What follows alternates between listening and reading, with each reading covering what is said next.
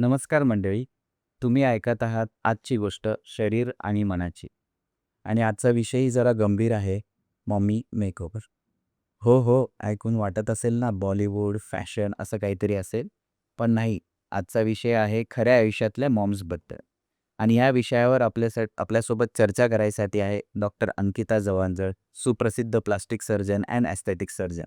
Thank you so much या इंट्रोडक्शनसाठी. पण आज मी ॲज अ प्लास्टिक सर्जन नाही बोलणार आहे. आज आपण एक फ्रेंडली कॉन्व्हर्सेशन करूया. तेच हवंय. आणि आजचा विषय जरा सीरियस पण आहे. Mommy makeover. मॉमी मेकओव्हर म्हणजे काय? ॲक्चुअली डिलिव्हरी आणि प्रेग्नन्सीनंतर जे बॉडीमध्ये चेंजेस येतात, त्या चेंजेसला आपण टॅकल करायला जे सर्जरीज करतो, त्याला आपण मॉमी मेकओव्हर म्हणतो. ही एक सिंगल सर्जरी नाही, हे कस्टमाइज सर्जरी आहे. प्रत्येक आईसाठी आपण वेगळा कस्टमायझेशन करतो. अच्छा. म्हणजे Amazon कार्डसारखं का? जे पाहिजे ते घ्या आणि जे नाही पाहिजे ते काढून टाका? समवॉट सिमिलर, पण यात रिटर्न पॉलिसी थोडी वेगळी आहे रे. बरं. बहुतेक बायका म्हणतात, डिलिव्हरीनंतर माझं शरीर मागं राहिलं नाही. हे खरं आहे का? हे खूप कॉमन आहे ॲक्चुअली. बॉडीमध्ये खूप चेंजेस होतात.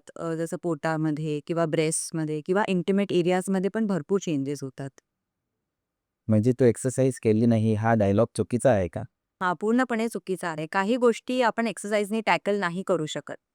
जसं फॉर एक्झाम्पल एक्सेस स्किन असेल किंवा जे आपले पोटाचे मसल्स आहे जे लूज पडून जातात किंवा सॅगिंग ब्रेस्ट्स आहे, हे एक्सरसाइजनी आपण नाही ट्रीट करू शकत. ओके. ठीक आहे. आपण पहिला मुद्दा घेऊया, पोट. भारतीय महिलांचा सगळ्यात जिव्हाळीचा विषय आहे हा. तर मॅडम टमी टकमध्ये नक्की काय? टमी टकमध्ये काय होतं, की आपल्या प्रेग्नन्सीनंतर जे बॉडीमध्ये चेंजेस होतात, त्यामुळे एक्सेस स्किन तयार होते आणि दुसरी गोष्ट म्हणजे जे आपले सेंट्रल मसल्स असतात, ज्याला आपण सिक्स पॅक मसल्स म्हणतो किंवा रेक्टस मसल्स म्हणतो, त्या सेपरेट होऊन जातात बिकॉज ऑफ ॲब्डॉमिनल प्रेशर. मग प्रेग्नन्सीनंतर काय होतं, डिलिव्हरीनंतर आपलं पोट परत नॉर्मल होतं.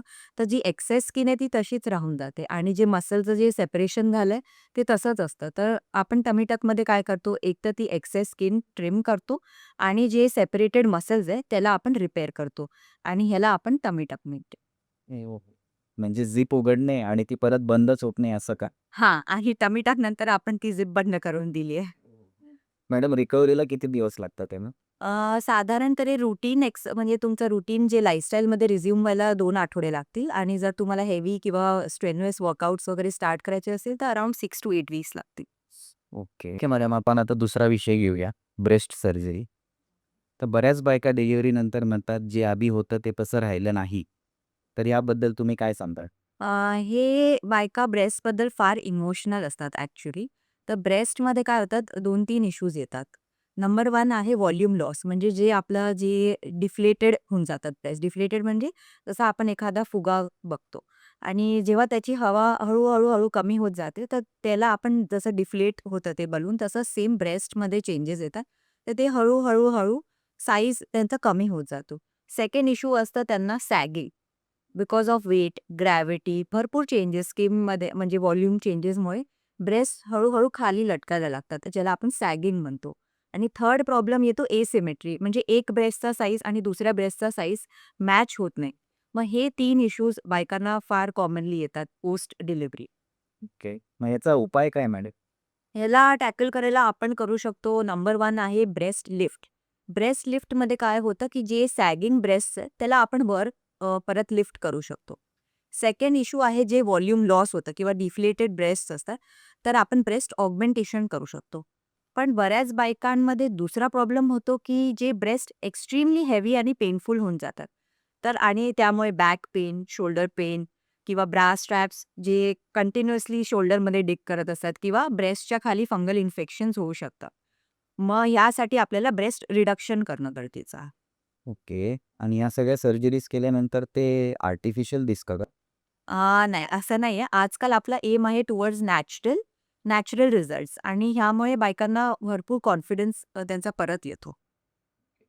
आता आपण एक सेन्सिटिव्ह विषयाकडे वळूया मॅडम.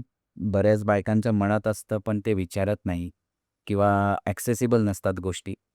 फॉर एक्झाम्पल जेनेटल रिज्युव्हेनेशन याच्याबद्दल काय सांगाल? बरोबर. पोस्ट डिलिव्हरी जे चेंजेस येतात आपल्या इंटिमेट एरियाजमध्ये, त्यात बायका कॉमनली एन्काउंटर करतात. नंबर 1 आहे लॅक्सिटी म्हणजे ढिलेपणा. सेकंड असतं त्यांना डिस्कम्फर्ट म्हणजे सेक्शुअल ॲक्टिव्हिटीज करताना. थर्ड त्यांना प्रॉब्लेम येऊ शकतो अबाउट ड्रायनेस. तर अजून भरपूर गोष्टी असतात ज्यामुळे बायकांचा कॉन्फिडन्स खूप खाली खाली जातो नवीन मॉम्सचा. सो फॉर न्यू मॉम्स आपण असा प्रयत्न करतो की we can do some non surgical म्हणजे ज्यात शस्त्रक्रियाची गरज नाही. काही टेक्निक्स आहे, लेझर्स आहे, आपल्याकडे काही इंजेक्शन्स आहे, ज्या इंटिमेट वेलनेससाठी किंवा इंटिमेट एरियाचं रिज्युव्हिनेशनसाठी हेल्प करू शकतात. आणि दुसरं ऑप्शन आहे सर्जिकल. सो डिपेंडिंग ऑन तुमचं कन्सर्न काय आहे, किती लेव्हल ऑफ लॅक्सिटी आहे, किंवा किती लेव्हल ऑफ स्किन एक्सेस आहे किंवा किती लेव्हल ऑफ ड्रायनेस आहे, वी कॅन डिसाईड आपण कोणती ट्रीटमेंट बेस्ट सुटेबल आहे तुमच्यासाठी.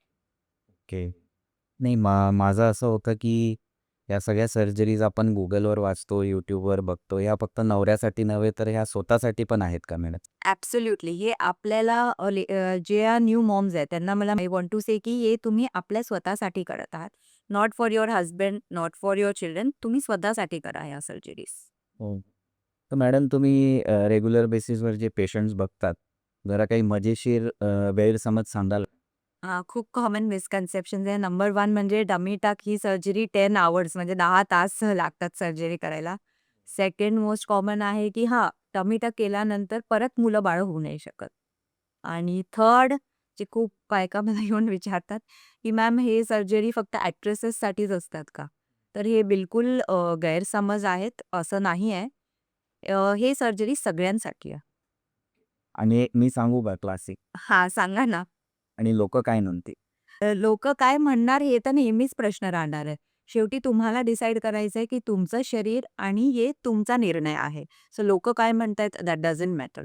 मॅडम पुढचा प्रश्न सगळ्यात महत्त्वाचा, की ह्या ज्या प्रोसिजर्स आहेत तुम्ही आता ज्या एक्सप्लेन केल्या, टमी टक, ब्रेस्ट लिफ्ट, ह्या सगळ्या महिलांनी कराव्या की स्पेसिफिक काही इंडिकेशन्स आहेत त्याचे, की कोणी केलं पाहिजे, कोणी नाही केलं पाहिजे? राइट.